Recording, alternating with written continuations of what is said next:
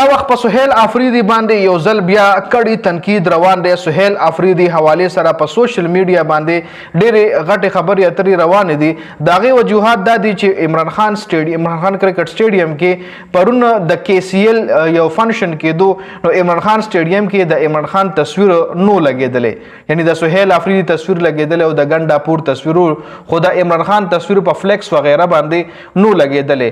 او سهیل افریدي په دغه کې شرکت هم نه دی کړی. د KCL په دې تقریب کې سهیل افریدي شرکت هم نه دی کړی. او ډېر ماهرین دا وجه هم یادوي چې کېدای شي په دې وجه سهیل افریدي شرکت نه کړي چې سهیل افریدي یریدو چې بیا په ما باندې په سوشل میډیا باندې تنقید کیږي. نو سهیل افریدي که چېرې د سوشل میډیا تنقید نه یریږي، نو نه د پکار چې سهیل افریدي د سوشل میډیا تنقید نه یریږي.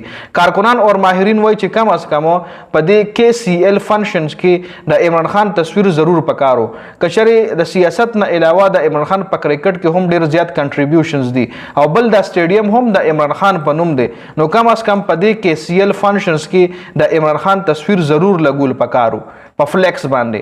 ښه مشرکیل چې کوم دی تاج محمد خان، هغه د حوالې سره بیان جاری کړی دی. هغه ویلي دی چې عمران خان سټیډیم متعلق چې کومې پراپیګنډې روانې دي هغه موږ مسترد کوو، ځکه عمران خان سټیډیم ایونټ د KPK حکومت نو، بلکې دا د یو پرایویټ ادارې د KCL یو ایونټ و.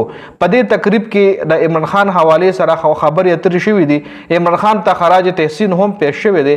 دې تقریب کې ټول انتظامات زموږ نو، بلکې د KCL و، صرف سټیډیم ورته موږ ورکړی، او د دې مقرره فیس چې کوم دی هغه به KCL به دا مقرره فیس د عمران خان چې کوم دا سټیډیم دی دې ته به جمع کوي. چونکې منم چې دا فنکشنز د KCL او د KPK د حکومت نو، خو KPK حکومت له پکارو چې KCL د ارګنایزرز ته ویلو، انتظامی ته ویلو چې تاسو به د عمران خان تصویر لازمي لګوئ. خو خیر وزیر اعلی سهیل افریدي هم د دعوت ته مدغو شوی، د تقریب ته مدغو شوی، خو سهیل افریدي په دې کې شرکت نو کړي. نو سهیل افریدي کېدای شو په دې وجه شرکت نه وي کړی چې سهیل افریدي ته پته وه چې په دې باندې بیا په ما تنقیدونه کېږي. ښه بل طرف ته دا خو د پرون چې کوم KCL فنکشنز او تقریب د هغې حوالې سره اپډیټ سو. بل طرف ته د عمران خان خور علیما خان چې کوم دی هغه هم راوتلی ده. د KPK مختلف علاقو کې هغې سټریټ موومنټ کړی دی. کابل کې علیما خان په غټه سطح خلک راټول کړي وو، او عمران خان د رهایي تحریک یې باقاعده شروع کړی دی. بل طرف ته بل پکار خو دا وه چې دا تحریک د PTI لیډرشپ شروع کړی وی، خو د PTI لیډرشپ نه علاوه دا کار اوس د عمران خان خور علیما خان شروع کو. خو بیا هم د PTI لیډرشپ کې داسې کسان شته دی چې په علیما خان باندې تنقید کوي.